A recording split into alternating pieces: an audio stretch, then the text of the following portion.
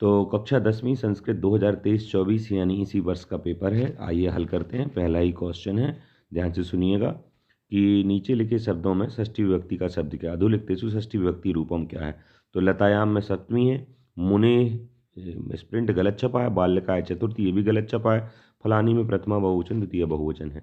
मुने में विसर्ग लगा देंगे तो ये पंचमी विभक्ति या षष्ठी विभक्ति का रूप बन जाएगा। तो ये बा आंसर है, फिर भी मिसप्रिंट है। राज्ञे इत्यस्य पदे का विभक्ति अस्ति। तो राज्ञे पद में चतुर्थी विभक्ति है। उसके बाद देखते हैं नद्या इत्यस्य पदस्य का वचनम अस्ति। तो नदी नद्यौ नद्या ऐसे रूप चलते हैं। तो एक वचन में नदी, द्विवचन में नदी नद्यौ नद्या, बहुवचन में इसका आंसर हो जाएगा वयम। ये भी मिसप्रिंट छपा है, महालंत होता है। वयम शब्द रूपस्य मूल शब्दम अस्ति। वयम शब्द का मूल रूप क्या है। तो जैसे युष्मत से तौम युवाम यूयम बनता है, तो वयम बनता है अस्मत्, अहम आवाम वयम, अस्मत् से बनता है। सदाचार तो इसका आंसर हो जाएगा बा। सदाचार परमो धर्मा, इस वाक्य में अव्यय जो है वो है एव है। अधोलिखितेषु अव्यय नास्ति। तो इसमें यदा सर्वत्र स्व ये तीनों अव्यय, अहम एक अव्यय नहीं है, तो द आंसर हो जाएगा। अगला नेष्यसि इत्यस्मिन् पदे खालिस्थान वचन अस्ति। तो नेष्यसि में सी है, ये मध्यम पुरुष एक वचन का है। पा धातु लिट लकारस्य प्रथम पुरुष एक वचन, पा धातु का पुंचर बहु लिट लकार यानी भविष्यकाल, प्रथम पुरुष एक वचन पूता है तो पास्त्यति बनेगा। पश्यतु तो ये दृश्य धातु का रूप है। इसके बाद अरहन इत्यस्मिन् पदे पुरुषः अस्ति। प्रथम पुरुष या मध्यम पुरुष। तो अपठत अपठताम आपठन, प्रथम पुरुष बहुवचन का रूप है ये। इसके बाद स्वागतम इत्यस्मिन् पदे उपसर्गा अस्ति। सु या स्व, कुछ बच्चे स्व लगा देंगे पर ऐसा नहीं है, यहाँ पर सु उपसर्ग है और यण संधि है, तो सु इसका आंसर हो जाएगा। अगला प्रश्न है निस उपसर्गस्य उदाहरणम अस्ति। तो निस उपसर्ग का उदाहरण है निस्तेज या निकृष्ट, निस्तेज इसका उदाहरण हो जाएगा। वर्तते इत्यस्मिन् शब्दे धातु अस्ति। तो वर्तते में वर्त धातु है। इसके बाद देखते हैं अगला, शुद्ध वाक्यानाम समक्षम आम और अशुद्ध वाक्यानाम समक्षम ना। तो क्रुद्धा सिंह बने बसति, अस्मिन् वाक्ये विशेषण पद सिंह अस्ति न। विशेषण पद तो है क्रुद्ध। निर्बला कृषकः इत्यस्मिन् पदे विशेष्य पदम कृषकः नास्ति। तो कृषक विशेष्य पद नहीं है, ये भी गलत वाक्य हो गया क्योंकि कृषक विशेष्य पद है। कृषक विशेष पद नास्ति ऐसा लिख दिया है, जबकि है तो ये भी गलत हो गया। कृषकः अस्मिन् वाक्ये विशेष्य पदम, यानी इस वाक्य में जो विशेष्य पद है वो कृषक नास्ति है, इसमें कृषक विशेष्य पद है और इन्होंने लिखा नास्ति, इसका मतलब ये लाइन हो गई गलत ना। इसके बाद कातारा, ये कातरा है, मिसप्रिंट हो गया। कातरा इत्यस्य विपरीतार्थक पदा अकातरा अस्ति, ये आम हो गया। इसके बाद संपन्न है इत्यस्य पदस्य विपरीतार्थक विपन्ना, आम हो गया। शिव इत्यस्य पदस्य पर्याय पदम शक्रः अपि अस्ति, नहीं। शिव यानी मोक्ष, अपवर्ग या फिर शंकर आदि होता है, परंतु शक्र का मतलब होता है इंद्र, पुरंदर, तो ये ना हो गया। अग्नि इत्यस्य पदम समानार्थी पावकः अपि अस्ति, आम हो गया, सही है। अगला प्रश्न देखते हैं, ये नभ मालिका है, ये मालिका है, ये बालिका छप गया, ये गलत छप गया है।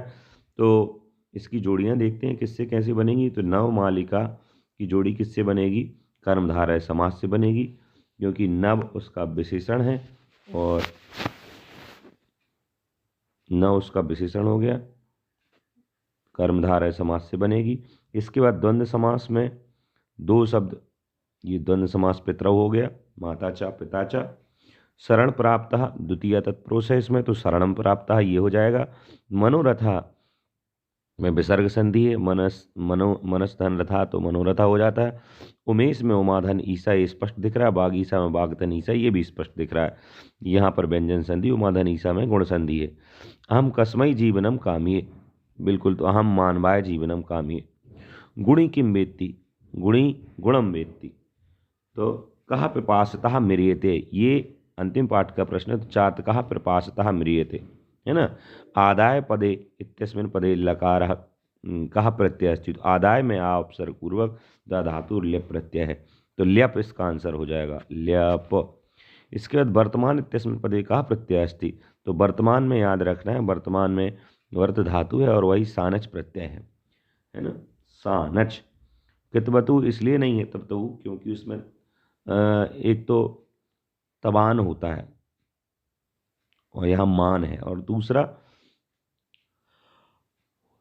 आपको मतुप में कंफ्यूजन हो सकता है, तो मतुप प्रत्यय लगता है तद्धितों में यानी नामों में, तो ये क्रिया है, क्रिया में मतुप लगता ही नहीं है। अजधन टाप प्रत्यय कहा पदम भवती, तो इसमें अजधन टाप ये स्त्रीलिंग प्रत्यय है टाप, तो इसका अज का हो जाएगा अजा। अगला प्रश्न है जहाँ पर आपको खालिस्तान भरने हैं, कोई 4 खालिस्तान करने हैं, ठीक है। तो सर्वेशाम एवं महत्वम विद्यते ये यथा समयम, समय से ही सभी का महत्व होता है। चौरस्य खालिस्तान प्रबुद्ध, प्रबुद्ध यानी जागा, चोर के किससे जागा, चोर के, चौरस्य में षष्ठी व्यक्ति यानी चोर के, पाद ध्वनि न पैरों की ध्वनि से। पिता पुत्राय बाल्ये खालिस्तान यच्छति, पिता पुत्राय बाल्ये विद्या यच्छति, ये आ जाएगा विद्या।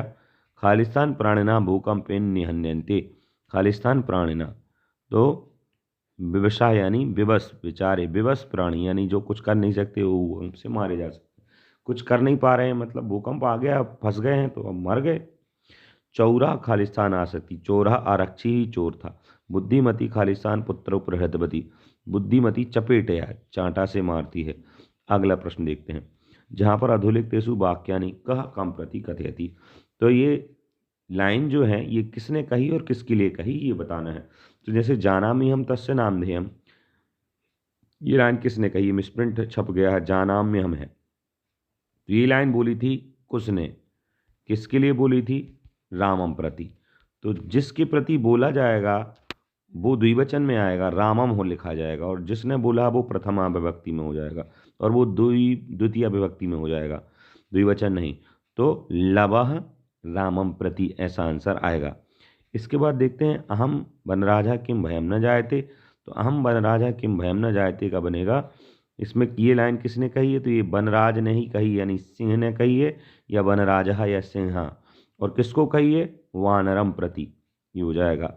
मम नृत्यम तु प्रकृति आराधना, ये लाइन किसने कही है, तो ये नाचने वाली बात कही है, मम नृत्यम, तो ये मयूरा, मयूर ने कही है, और किसको कही है, ये मयूर ने कही है, और ये कही है वकह, तो वकम प्रति, वगले के लिए, या फिर और भी शब्द देखेंगे तो आपको समझ में आएगा। वैसे बक और कोयल का होता है संवाद, तो मयूर और जिसका भी होता है उसके लिए कोयल, सॉरी, काकह पिकह बकह और मयूरः, तो मयूर और इनका होता है। अगला देखते हैं, वाच्य परिवर्तन कुरुत, वाच्य का परिवर्तन जहाँ आपको करना, अहम चंद्रः पश्यामि, पहली बात तो ये गलत छप गया है, चंद्रः नहीं, यहाँ चंद्रम होना चाहिए, ठीक है। अब आपको बनाना है इसका परिवर्तन, तो अहम की तृतीया विभक्ति है मया, मया हो जाएगा, क्योंकि पश्यामि एक सामान्य क्रिया और अहम प्रथमा विभक्ति में है ना, अस्मत् के रूप में, तो अहम की तृतीया हो जाएगी मया। चंद्रहा में ऑलरेडी इन्होंने मिसप्रिंट छाप दिया है, तो अपने लिए प्रथमा विभक्ति में ही जरूरत है, तो मया चंद्रहा। पश्यामि का बनेगा द्रक्षेत, दृश धातु है और द्रक्षेत ऐसा बन जाएगा।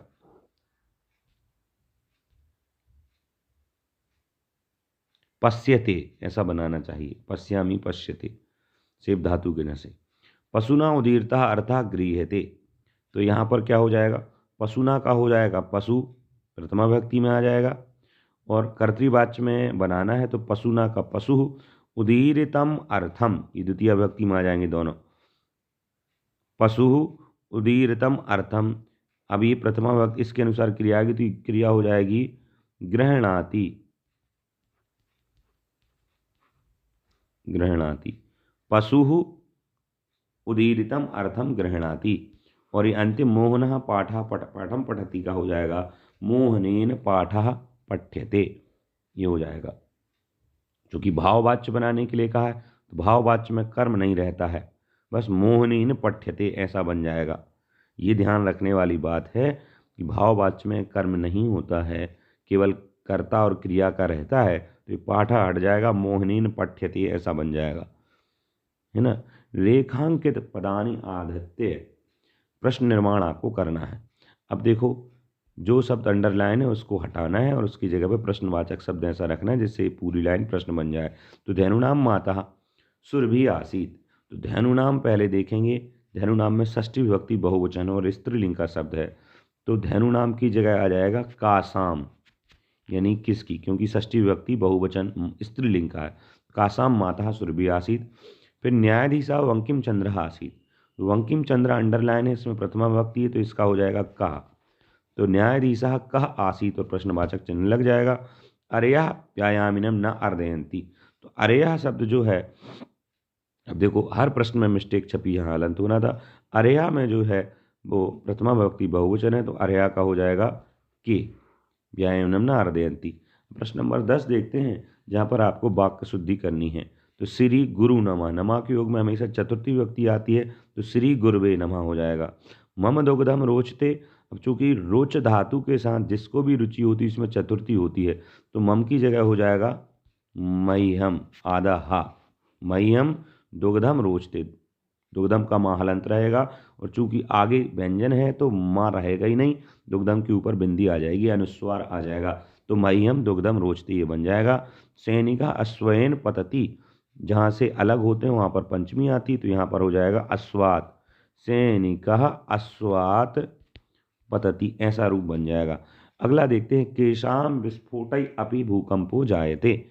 तो केशाम विस्फोटई रपि, तो ये अंतिम पाठ है, मैंने कराया नहीं है, फिर भी केशाम किसके विस्फोट से, तो ज्वाला या लावा विस्फोट, ज्वालामुखी विस्फोटई अपि भूकंपो जायते। प्रसूते निशानकारे सा किम चिंतयत्। पाठ से ढूंढना है, वो पाठ है जिसमें अतिथि जा रहा होता है तो वो सोचता है कि ऐसे भयंकर अंधकार में क्या करना चाहिए। तो प्रसृते निशांधकारे गमनम न उचितम, ऐसा सोचता है। क्योंकि वीडियो बड़ा बना हो गया है, अब नेक्स्ट वीडियो में आगे के क्वेश्चन के आंसर आपको बताऊंगा, तब तक इंतजार करें या फिर वीडियो के लिंक के लिए 8889952226 पर मैसेज करें। नमस्कार।